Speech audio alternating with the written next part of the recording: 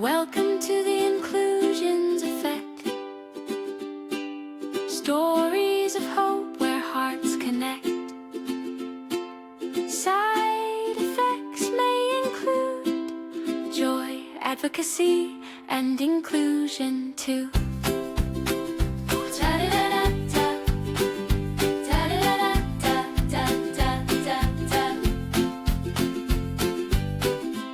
You're listening to The Inclusion Effect, sharing love, strength, and respect. Side effects may include joy, advocacy, and inclusion for me and you. Hello and welcome to the Inclusion Effect. I'm Anna and I'm here to talk with guests and with all of you about disability advocacy, inclusion, and the ups and downs of navigating a world that isn't always built for the disability community. Today's guest here with me is Reese, an amazing speaker, author, and advocate. Thanks for being here. Will you want to tell us about yourself? Yes, I'm so excited. Thank you so much for Yes. having me on as a guest. As you stated, I'm Reese, and I have been in business now for, about 7 years after a long career in human resources. And so I positioned myself as a keynote speaker, as an executive coach, and as someone who comes in and facilitates leadership development sessions. And I am mom to the Reese's Pieces, and the youngest one happens to be Josiah. He is my special bud, and he's the reason why I am an advocate. He's one of the reasons why I'm an advocate for disability and disability awareness. And it's great that this month actually happens to be disability awareness. So I'm so pleased to be here. Yes. And why don't you tell us about the Reese's Pieces? Because for everybody listening, I met Shatanice at the DSDN Moms Retreat back in September. She was one of the speakers there. It was amazing. And when they popped up on the screen, we all were like dying. Her family is adorable. So go ahead and tell us. Yes. So my husband and I, we kind of tag team getting everybody where they need to be. But the oldest is 28, and she's kind of working on her PhD in microbiology. The second oldest, he is 26, and so very proud of him, married, doing his thing. And then I have 4 who are still in school, 2 high schoolers and a middle schooler, and Josiah is my elementary school. And in 4 different schools, because the oldest one, who's a senior, yay for senior year, he happens to attend a magnet school for the arts. And then my other high schooler is a freshman, and so she's our athletic person. She's in flag football. And then our middle schooler is busy, and I've co-authored some books with the middle schooler titled The Adventures of Nina Sophia. And the last book of that series happens to be about Josiah. So it's talking about her experience as the youngest girl in a family of 8, and thinking about her brother, having to go through open heart surgery and what it means to be, special. And oftentimes we think about those things from an adult perspective and not necessarily through the lens of a child. So she talks about her experience with Josiah. I absolutely love that. Something that my husband and I talk about constantly, really, is how we want to make sure, we have Addie who has Down syndrome, and she does have a lot of medical stuff going on, maybe more than some kids with Down syndrome. And then we always worry about our other 2 because we have 3 kids. We always worry about, how they're feeling, if they're, if they're getting the attention they need, if they're like understanding what's going on with their sissy, especially at like hospital stays and surgeries and stuff, it's a lot. So I love that you centered her, because that's really hard as a parent with a medically complex or disabled child. It really is. And Yeah. hats off to you and your husband for, being intentional. Anna, I can remember when we first got the news about Josiah, and we shared it with the older kiddos, and, there were lots of tears, and because, there's fear woven in. And unfortunately, even to date, the medical community still isn't very well versed in sharing that type of news. So typically that diagnosis is shared as a doom and gloom, right? Yes. And so when we broke the news to our children, it was they were just as disappointed and scared and saddened as we were. But it's so awesome to see how they interact with Josiah, and they're so protective, right? If anyone says anything or makes comments that are kind of off color, if you will, directed at Josiah, boy, that protective nature really springs into effect for all of them. So Josiah has a beautiful relationship with each of his siblings, from the oldest all the way down, and I think he's even more adept because he tries to keep up with his kids. Like, for example, I don't know about you if you've heard this, but Josiah knows how to say 6, 7. And Yes, I have a 10-year-old. I'm like, what is I'm like, going on? I'm so old. I'm like, who taught him that? First of all, Right? Yes. I'm like, oh my God. but he knows when to use it, and I love that. And if it weren't for his siblings, he may not have be as in tune with like just the social norms. So I I love love that. that. The other thing, Anna, I wanted to say really quickly is we also try to spend that one-on-one time with each of the kids, because I Yes. know you can appreciate having a fairly large family, and especially a family with a child with special needs. You can have a lot of attention on, one child. So I make it a point to go and, spend special time with each of the kids as much as I can. I love that. That's something that we do as well. I don't know if you've heard the term glass sibling, but it's basically it's what we're talking about really. It's just like you feel kids that have grown up. I've seen it talked about on TikTok a lot. It's kids that have grown up now and they grew up with a sibling who was medically complex or disabled, and they felt looked through a lot, or they felt like their parents were always like, "You're fine because you don't have XYZ going on."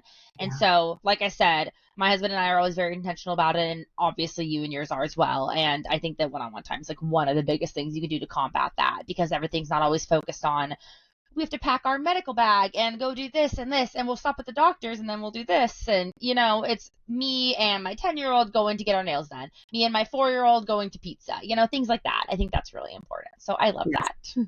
totally agree. I try to have a mommy and kiddo trip with whomever. So I've taken one to Cancun, taken one to Paris, I've taken one to New Okay, just put my pizza to shame. York. But I think it's beautiful with both of I'm us, kidding. right? You can have something as just rich and simple as going to get pizza, and you can have something as like we're going out of the country, right? So I Yes, think it's all of that, on both extremes and everything in the middle. I love So, that. just offering examples to parents, like it doesn't have to be this, it could be just as you stated. So, yeah, all that. Yeah, that's truly amazing. And I'm totally kidding. Like, that's truly amazing. Like, in a perfect world, someday we'll do that. Yeah. But in I the love that. meantime, let's go get that pizza and get our Heck nails done. yes. Heck Yeah. yes. Yeah. Yeah. Okay, so you did touch on how a lot of times diagnosis stories for parents of kids with Down syndrome or any disabilities can be a little bit traumatizing, a bit negative. I think that's something that everybody in our community is familiar with. Are you comfortable sharing your diagnosis story? Absolutely. So, as I stated, Josiah is my youngest. So, I'd had 5 other pregnancies prior to Josiah, and I'd never agreed to the amniocentesis testing, because I always thought, oh, it is what it is, right? Yeah. We're going to do what we need to do. But because I went in during the time when they're checking the anatomy, it's that halfway point during the pregnancy, and at the time where you could determine, gender if you chose to, I knew that there might be something amiss, because the technician kept, focusing on one area. I'm turning my little fan on. You're good. You're And good. as you know, technicians, they can't say anything, Yep. right? They just get But silent.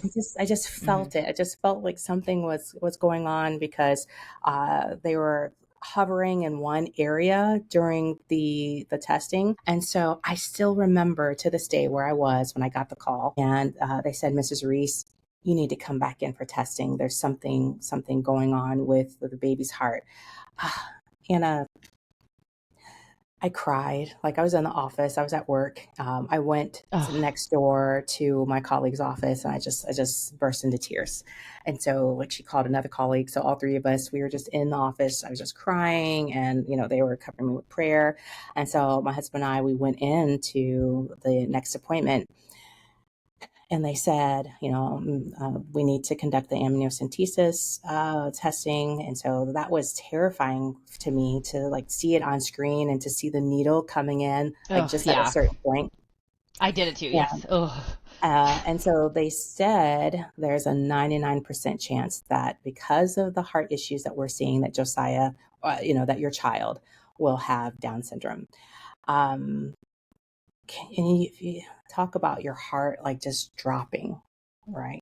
So they gave us the weekend to think about it and to determine if we wanted to keep the pregnancy. Like that's the conversation that the doctors were having with us. yeah. It's a 99% chance you decide if you want to continue on with the pregnancy.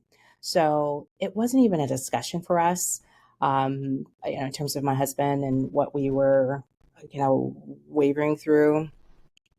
And so I remember when we came back in, we said that's not an option for us. We want to continue because our thought was, who are we to decide what type of life Josiah was going to have or not have?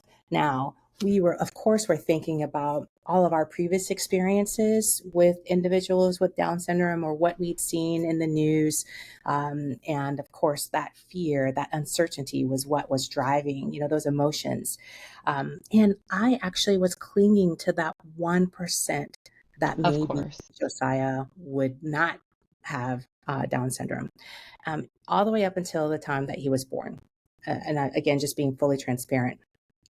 And I remember conducting research and not seeing any families that looked like me. And so that was another layer, another level. I'm like, so do African American families, do they not have children, with Down syndrome? Also thinking like, what did I do? Like, what was there something that I did, Yes. that may have caused this? And like struggling with all of that, and telling people about the diagnosis, the potential diagnosis and all of that. And we had a great support system in terms of family, and we talked about our kids having to go through their own process, family members also having to go through their own processes. And we didn't really hold space for that because we were trying to grapple with our own thoughts about the Yeah. diagnosis. But no one ever said anything to us, but I'm sure there probably were conversations behind closed doors about, whatever, and our decision to proceed with the pregnancy. And so once Josiah was born and it was confirmed that he had Down syndrome, even then, like still like dipping with emotions, but just determined, like, I'm here, he's here as his mama. I'm gonna love him, as best as I can. And I had breastfed all of the other kids, but because of, latch issues, I had to pump. But I was determined, like I wanted Josiah to still have access to, my milk as all my other kids had. So I was diligently pumping. He had to be in NICU for several weeks.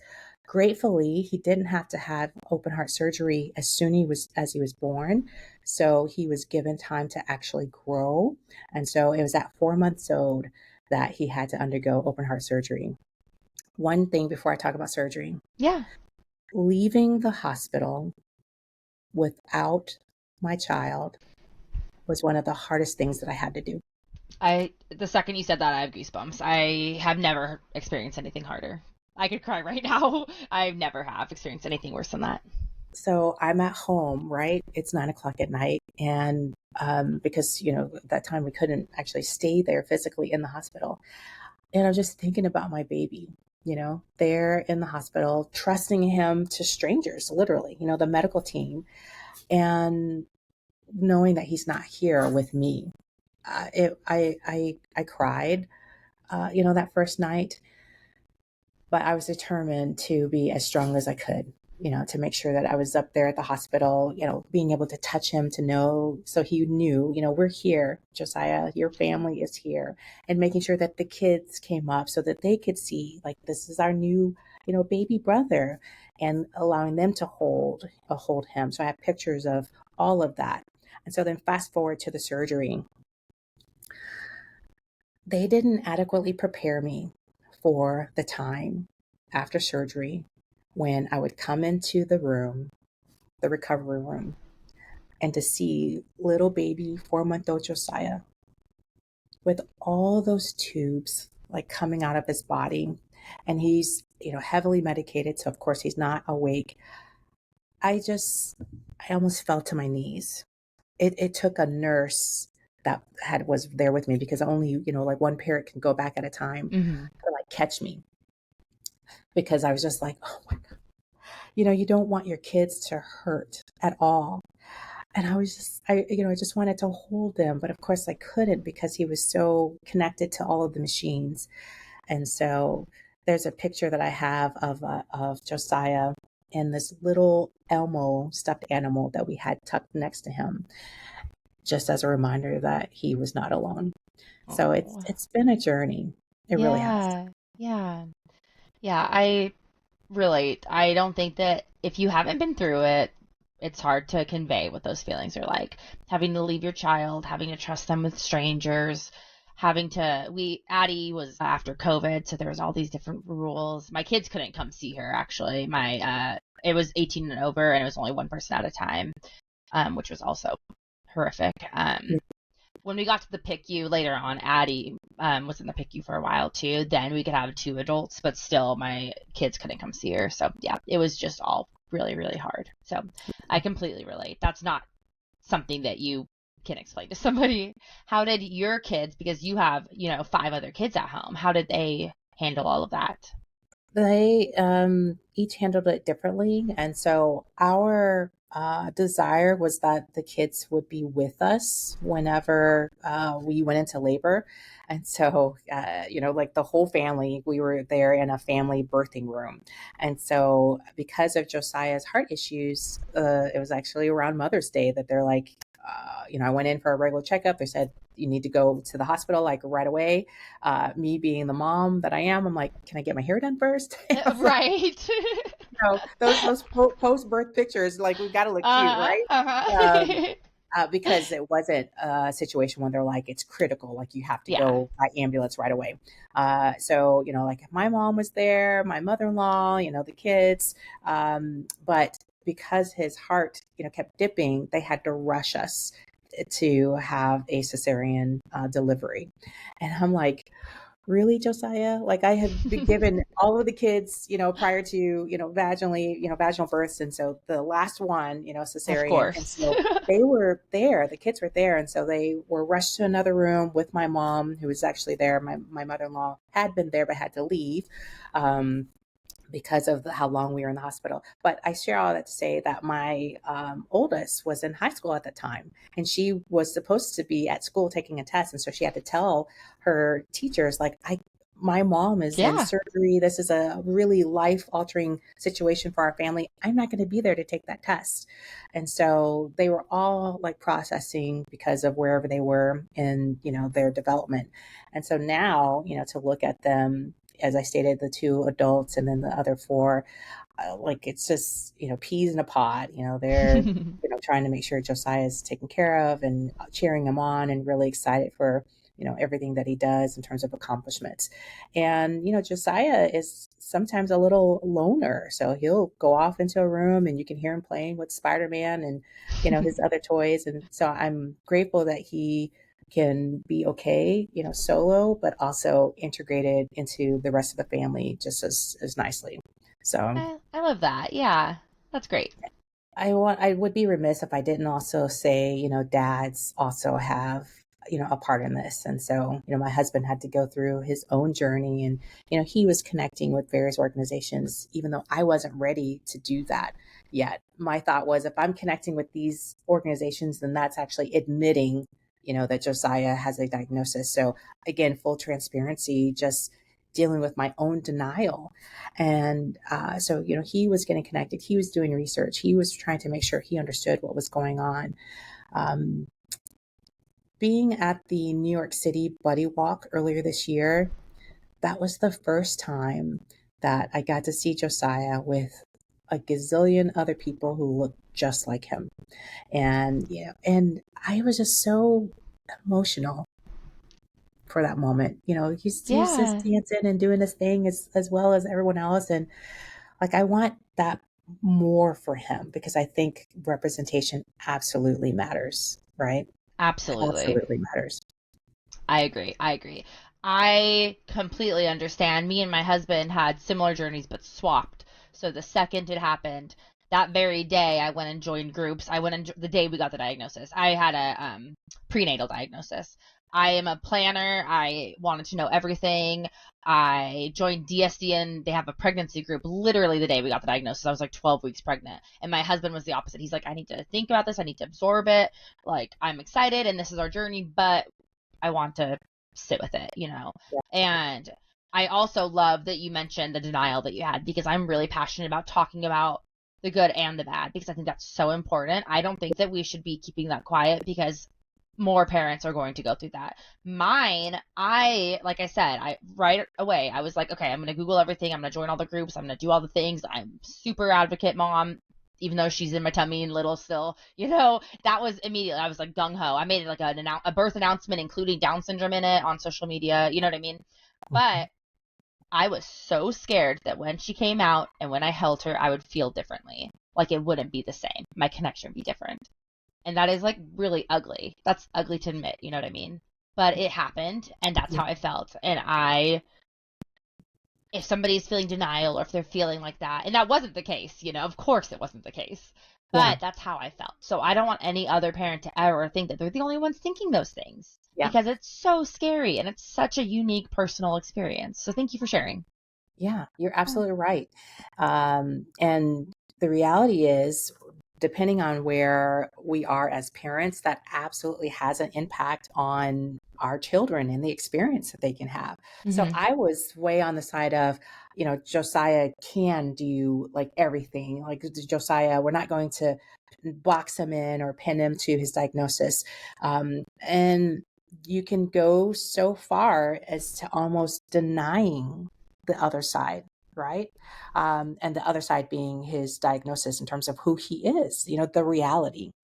And so striking that balance, I think, is important. And so being at the Down syndrome diagnosis, DSDN, the Rock and Mom retreat, that was my first time. Josiah is Yes. 10 Yeah, we years haven't talked old. about that yet. Yeah. Yeah, and I'm wearing my Rock shirt. I couldn't find my birth shirt quick fast enough, Heck but yes, that's okay. wearing my Rock Mom shirt, which is a term that DSDN has coined, Rock Mom. So like being in the space with other people who like just get it, and to think that in a sense I've been kind of denying myself and potentially denying Josiah of that, and well-meaning, well-intentioned. Like we're going to focus on yes, yes, yes, do. He can. We're not going to, harbor on, limitations and things of that nature. But I like what you said in terms of planning, being able to plan accordingly prior to, little baby getting here, actually arriving. So I think as parents, there's those extremes and all of the people in between. And I also would say that there's kind of a mourning process, because Absolutely. as I stated, I've been pregnant before and had gone through the delivery and all of that, and that postpartum.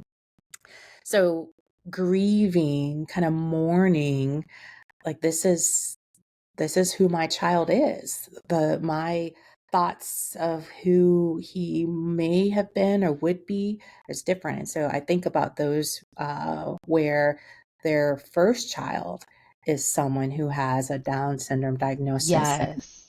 Just kind of going through that grief process and that mourning process. And it's kind of sitting in that space of saying, you know what? I'm really disappointed. I'm really sad because this is not what I envisioned. And that being okay. That being absolutely okay. I love that. I agree. I think grief is a real tangible part of disability parenting, and it doesn't mean you love your child any less. It doesn't Yeah. mean that you would change a thing, but you're grieving what you expected would be, and you were grieving what you envisioned for your life, for your child's life, because that does change things. Like Yes. you said, we can say, we can be gung ho, Addie and Josiah are going to do all these amazing things, and they will, but it will look differently, and that's okay. also that's something that we have to deal with internally, and that's Yep. hard. I will say, you said something about parents whose first child has Down syndrome. At the Down syndrome retreat, I talked to the mom, and I wish I remembered her name. I'm spacing it right now. She has an older child than mine, probably closer to Josiah's age, actually. And she was saying that was her first child, and she was saying she remembers when he was little, she was like, gosh, all these therapies and everything are so great. Why don't they just automatically do these for all kids? And then she was like, I had my next kid, and he just hit milestones. And I was like, oh, we don't have to. Most kids just walk and they just talk and they just learn how to do it. And Yeah. she thought that was so funny. And I was like, wow, that is a different experience than what I had. That Yes. makes sense, because my older kids didn't need all these things. They did just do these things, and then Addie didn't, and we had to learn how to accommodate that. So Yep. it's all a process. It really is. Yeah, you're absolutely right. I actually talked about that in my talk at the Rock and Mom retreat. It's really, embracing their own journey and not subscribing to what everyone else, other milestones. I can't tell you the number of Yes. times that people said, when is he going to walk? When is he going to be able to use the restroom? When is he going to talk? And, like we're already feeling our own pressures in terms of trying to, deal with where he is or isn't. And so layering that with other external, pressures, either with family or people outside that may encounter you at the grocery store or at the library. Yes. So it's like people will look and they can see that something may be different. I can remember someone saying, well, Josiah doesn't even look like he has Down syndrome. And so I'm like, that's interesting, um, Yes. I never know what to say to that. Addie, when she was younger, got that a few times, and I was like, well, she does. Like, I don't know what to say. yeah. And but also recognizing that's their perspective, right? That's Mm-hmm. their experience of other people that they've Yep. encountered, with Down syndrome had a certain look. And we all know that there's a spectrum, right? There's no Absolutely. one single person who's exactly the same. I love being connected to various organizations that highlight different individuals, such as NDSS, .org or Gigi's Playhouse. They highlight Yes. people who are doing things who have, similar diagnosis as Josiah. So it's like that gives me hope. And focusing on that, he can. I remember attending a conference actually hosted by NDSS, and there was this spice organization, Max Spices, I believe. And I know we may have to be careful in terms of endorsing certain products over others, but anyway, he has Down syndrome. And so on the front of the spices, it actually has his face. And I thought, how phenomenal is that for Josiah? Like while we're introducing him to cooking, he gets to use spices of someone who looks like him. So Looking again, that up as soon as we're done talking. yes, So excited. yeah. If you look on my Instagram page, you'll Is it on see, there? yeah, there's a post of Josiah cooking and he's holding up the spices. So, Oh, I uh, love that. again, representation. And I think that also opens our minds to the possibilities, right? I saw a video earlier today of a young lady in high school who was dancing and just was almost in tears at just seeing her express herself. Um, so, yes, again, recognizing the reality, but also thinking, the sky is the limit. Absolutely. Yes. I completely agree. I also have become such a crybaby since having Addie. I cry at social media posts of like older kids and stuff with people with Down syndrome doing things that are like just random, and I'm like a blubbering mess. Oh my gosh. She's turned me into the biggest crybaby, which is fine. I'm going to start sending you videos, so we'll be crying together. Yes, perfect. So, what has surprised you most about how your parenting has changed since having a child with a disability? Because, like you've said, you were a seasoned pro before Josiah. You have a bunch of kids. So, how has it changed? Yeah, I think it's changed in the way of more me and having more patience, but yet still being firm. My husband and I have talked a lot about, is that Josiah being obstinate or is it have something to do with his diagnosis? So, Yes. um, just an extra layer of patience and also tapping into my background as an emotional intelligence coach, recognizing when it's me and not him. And so if for some reason I'm about to respond in a certain way that's not my best parenting move, recognizing that quickly and to say, I need a timeout. Clearly, I need to either take a nap, I need to get something to eat, I need to just, recalibrate. So, more self awareness. And the other aspect, Anna, is I know I'm only here for a short period of time, right? And so is Josiah. So I'm trying to like live every single moment, which is, also kind of one of my mantras, one of my brands. Live every single moment because nothing is guaranteed. Absolutely nothing. I've had my own life, medical situations and Yes. reminders that you are here, and then the next day you could not be. And so I want Josiah and all the kids to be able to say, my mom was there. She may have been goofy, saying 6, 7 in the wrong places, but we knew anytime we looked out into the audience, she was there, screaming as loudly as I can, cheering on whomever is doing whatever. And also, the last thing I'll say, just in terms of that self awareness, is making sure that I'm taking time for myself. I think it's important for the kids to see that mommy is on timeout. Mommy is going to get her nails done by herself. Mommy is going to the store and picking out flowers that are meaningful.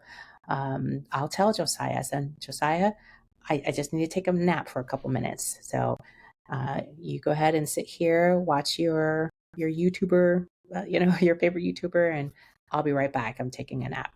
And he says, okay, mom. So I think that's what I've learned, just increased self-awareness and making sure that I take time for myself. I love that. And excuse me, that's something you talked about at the retreat as well, was that taking time for yourself when you need it. And that's something that I really struggle with. I think most moms do, honestly, because especially as having a child that has extra needs, I Mhm. feel like I'm never doing quite enough. I'm always like, I could be doing this. I could be working on this with her. I could be helping with this. I should be more understanding about XYZ. I always am like, I could be doing more and more and more.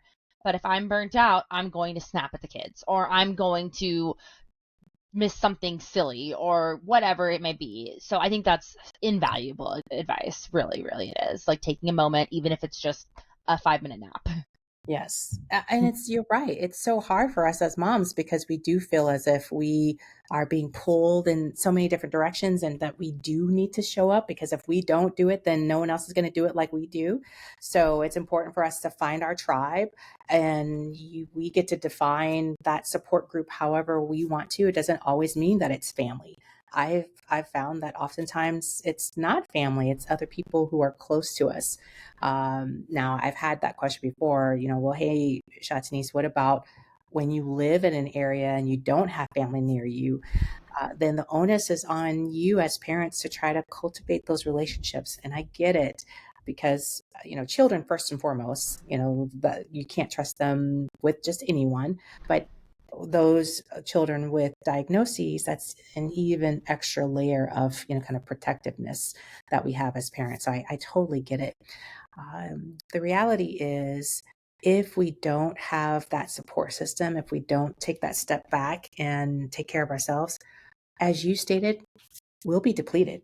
We'll be like this cup, and there's nothing coming out, right? Because there's nothing to give, Yeah. and that's not fair to your child, nor is it fair to you. And whenever I'm talking to people who are saying that they struggle to kind of take that time out, I say, like, don't you want to see graduation? Don't you want to see what they do after graduation? Don't you want to see, them living an independent life? In order to be there to see those things, you've got to take care of yourself. You've got to. Otherwise, you'll be depleted and you won't be able to engage. I don't remember if I said this at the retreat, but if you don't make time for wellness, you'll be forced to make time for illness. I love that. That is spot on. Absolutely. Yes. That's as concise as you could be. So that's great. You mentioned that you're an emotional intelligence coach. I wanted to touch on, what you do basically professionally, because I am so impressed by you endlessly. Like, if I'll link your website in the show notes so everybody can go check it out, but you do so many things. You are juggling so much. Can you tell us a little bit about that? Yes. So, my daytime job, when I'm not wearing my supermom cape, I am an emotional intelligence coach. And so what that means is I work with executives on and individual contributors. So it's not always through companies. I have personal individuals who contact me for coaching. I think it's important to understand internally, like why we do what we do. And so that's exactly what emotional intelligence is. I work with clients. We work through an assessment so I can see where they are in terms of managing stress, in terms of their own self perception, and in terms of their own interpersonal relationships. There's 5 areas that we really kind of unpack. And we see how that plays out, whether that's personal or on the professional side. And so it really depends on the coaching client where they want to focus their time. Sometimes companies bring me in because there's been a manager or supervisor who's kind of done a faux pas. And so they need to undergo coaching before they're like potentially released. And I like to come in and work with teams whenever there's some dysfunction. So I do team building exercises and also do those same types of assessments individually so that they can see as a team where they are. And there have been times when I've worked with couples. Now, I'm not a licensed therapist, and being in human resources for as long as I've been, coupled with my certification, I'm able to hear things that are said and not said. And so when I'm working with couples, I try to encourage them to leverage their strengths, recognizing where their partner is, and how can you bring those together so that you can create the life that you both really want to create. So that's what I do, on top of being an author, and as I stated, a mom. So yeah. I love that. That's amazing. Yeah, you are very well spoken. It's very clear that you're great at your job. I think that I was aware of emotional intelligence and stuff before, Addie, but when you have a child who has a disability and you're parenting extra things and you're extra tired and you're doing extra homework as a parent, like extra studying, extra research, extra everything, you have to be aware of your why you're doing something, how you're speaking, and why. I think that's so important. Has that, I'm sure the answer is yes, but has that helped you parent all of your children, but especially Josiah? Yes, and more towards the latter years. So I'll hear my older two say, "Wait a minute, back when we were growing up, we were met with some other level of discipline." So I'm choosing to parent differently with these last four, but also so grateful that I still have a relationship with the older two, so that I'm relating to them differently as well, because parenting adult children, that's a whole different, I mean, just think about it, just from a decade perspective. My older two, when they were going through high school, they didn't have social media. They didn't have, phones or That's any of the crazy, things. actually. Yeah. I Listen. I had So not thought about that. And so as a parent of these last four, like, oh my goodness, I have to keep up with as much as I can so that I can still be relevant and that they still feel comfortable. Like I love, it's annoying at times, but I love that the fact, that the kids can all climb in, my bed and, just kind of hang out. I didn't have that when I was growing up. And I shared that during our Yes. retreat as well, Yeah. that me saying, I'm sorry, me recognizing when I've acted in a way that wasn't the best, which impacted our relationship. So being able to really show up as best as I can then treats them or shows them how they can also articulate their thoughts, their feelings, and apologize when they've wronged someone. So yes, I've been parenting much different with these last four than I did the first two. That makes complete sense. I think saying sorry, I think being a aware parent is hard and worthwhile for our kids. And you know what? I have, my oldest is 10, and I feel like how I'm parenting my younger two, because there's a gap. She's 10 and then 4 and 3. I feel like even that's changed, and that's just a few years. So having kids that are significantly older, I had the pleasure of meeting your oldest at the retreat. She is such a gem. Oh my gosh. I died when she's like about to be doctor. I was like, oh girl, dang, okay, get it. Yes, hell yeah, snaps. So, they're gems, but I can only imagine the difference. Oh my gosh. Yes, that's crazy. Yeah, it's definitely a completely different experience. I'm working with the high schooler, the senior, on Mhm. college applications, and I'm thinking, now I know I've done this at least once before, because my oldest son, he opted not to go to college. He went into the armed services. So Yeah. I did that with my oldest daughter. And I'm like, but I can't remember. I can't remember what we did. Like, how did we even get through that? Oh Because gosh. now, like I'm doing the Common App and all the things and trying to be supportive. So yes, it's a journey. It's a journey, and being in tune with our own limitations and being able to tap into groups and organizations to support us to kind of step in those gaps. That's wisdom. That's absolutely Yeah. wisdom. I love that. Okay, so something that I always ask is, and I want to change it a little bit for you. I Okay. always ask about any kind of things that parents notice towards their kids where people are maybe not purposefully being ableist or offensive, but I would be remiss if I didn't include that Josiah is also a black child. And so that's an extra layer that I don't have to deal with Addie. She is a white child. She's not going to face maybe the same microaggressions and the same maybe accidental or maybe purposeful insults. So is that something that you notice with Josiah, and what do you do? How do you react? How do you discuss this with him if you do? That's a great question. And my gut reaction is Josiah is still in an incubated environment. So, for example, at school, we live in a county that is predominantly African American. And so the majority of the individuals that are in his classroom, are very similar to him. He's in a contained, Oh, okay. I don't necessarily like that word, but a mildly intellectually disabled classroom. So he's not with, he does encounter like at lunchtime, but even still, he's with his class. He has adaptive PE, so that's still, kind of with his class. So he hasn't encountered, or he hasn't been exposed to those types of microaggressions that I know he will encounter eventually.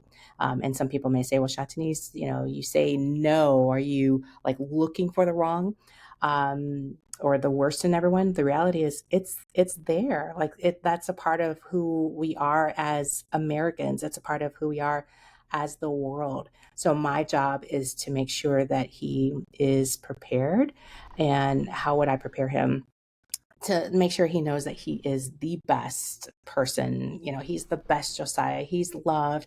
I like to really have that internal confidence. And so I love that for him now, that he's still so innocent, so sweet, and maybe misses, certain slights that may come, outside of our care. That's Josiah now. Josiah, you want to come say hi? Come here. We'll see if he'll come over and say hi. So to answer your question, I know it's coming, and so I'm doing the best that I can to create a foundation where he feels confident. Here, let me lower this just a little bit so we can say hi to Josiah. You gonna come over? This is Miss Anna. Hi, Josiah. Love Hi. the glasses. My son has blue glasses too. Oh, we're big Sonic fans. We Yeah. watch the Sonic 3 movie daily. This is one of his favorite shirts. He will ask me like, "Where's Sonic?" And so I'm like rifling through laundry trying to figure out where the heck is Sonic. So I'll be finished in a minute, okay, bud? Thanks for saying hi, Josiah. What a So cutie. preparing him, trying to make sure that he knows he's loved and make sure that that inner confidence is there. So, but I great love question. that. Yeah, that's really all we can do. So I love that. It'll Yeah. happen. There'll be times when somebody will say something. Even just Addie used to have like an NG tube that goes into her nose, so she had like something kind of very obvious. She's still tube fed, but now it's in her stomach, so it's hidden more. And so many times kids said like at the park that it's weird or it looks weird, which is back then she was too young. She didn't no. But I would always be like, it is different, and change it a little bit, because it's going to happen, and it'll happen when she gets older. Addie also, thankfully, is very insulated at the moment as well. But Yeah. there'll be a day that changes. So I think that's great, just instilling all the confidence we can in them. Well, and good for you for kind of reframing their perspective, because the reality is, as parents, we we take a hit because Yes, our yes, own we do. experiences and our own lens. So good for you, kind of pivoting. I remember a conversation. The kids came home and they said either they had Josiah was at an event with me while we were there supporting one of the kiddos, and I guess one of the other classmates said, "Is he special?" And the kids were like, "Yeah, as a matter of fact," but from a defensive, like, and what else do you need do you need to Yeah. say anything else? Got anything else to say? Yeah, I love that. like it's we would be naive to think that people are not going to notice how unique our children are. Absolutely. Yes. Yeah. I think that the big thing, and I think that what you and I are doing, and so many other amazing advocates, the big thing to work on is, of course, people are going to notice they have a visible disability, but how do they notice and how do they react to it? That's what we can educate on. That's what we can inform people of. Like, you can be So excited about it. You can say, oh, that's Down syndrome, and that means that they have an extra chromosome. We yes. just need to have people be more aware. Yes, and I Yeah. love what you're doing, so keep doing what you're doing. Thank you. I'm gonna be able to look back and say, "Oh my goodness, she has a gazillion followers." And I remember the early stages, so keep You're doing so what you're doing. sweet. Okay, so I want to wrap up by asking what small wins or milestones Josiah has hit, or you as a parent have hit, that have felt monumental. Just, they maybe were small from the outside. You might be like, so what? But for you, it was just life changing. It was just the biggest thing in the world. I think the first time that we could communicate with Josiah, so teaching him sign language, him being able to say thank you. I was just, I was like, oh my gosh, he's there. Um, because Josiah, still to this day, is characterized as unintelligible speech, and Yeah. so he has a device that he uses typically, at school. So at home, it's like where our ears are now accustomed to his language, and oftentimes, if he says something, we'll say, "Show me," go get it. And so then he goes to get it, and we're like, "Oh, you're talking about your Sonic t-shirt. Got it. Got it." Now I hear how he's forming those words, and it helps us to understand, because I can't imagine, actually I can. I know what it's like to be in a situation where you can't be understood. I took French. I have a master's degree in French, and so I actually was in a host family in situation. And my first day there, first night, I'll never forget it. I came down the stairs. My host mother asked me if I, in French, because she spoke limited English, what I wanted for breakfast. And so I heard the words cereal, and I heard the words milk, cereal and du lait. And I'm like, we, got it. And when I went to the table to sit down to eat, she had made me cereal with warmed milk. I could have vomited, Ew. because I'm accustomed to eating my cereal with cold milk, right? But that she asked me if I wanted it warm, but I didn't know. My ear wasn't in tune just yet. Boy, I learned quickly. So I Ew. imagine it's similar for Josiah. Like, he's trying to express himself, and like maybe sometimes we don't get it. So we find ways to communicate, whether it's using pictures or acting things out. Trying to make sure that he feels heard. So that's a biggest milestone for us, is the communication piece.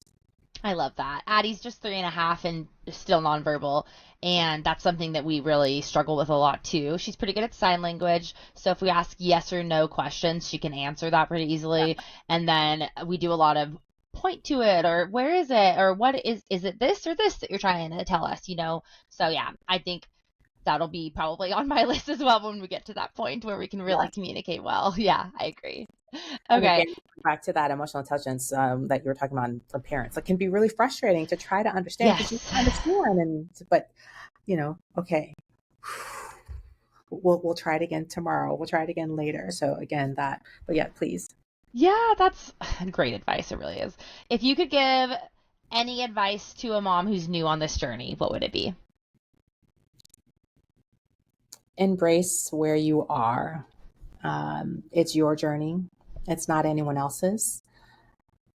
And so make sure that you're in tune with what you're feeling, feel what you want to feel, what you need to feel. And then make sure you have a course of action to move forward. Because if we get stuck as parents, our children, they feel the result of that. Like my own story in terms of my own denial and kind of keeping Josiah isolated, if you will, from others who look just like him and him missing out on those connections. So understand where you are in the journey, embrace it, and be okay with that. That's amazing. I love that. Thank you, Shatanice. Okay, so if people want to keep up with the Reese's Pieces and want to follow along, where can they follow you at?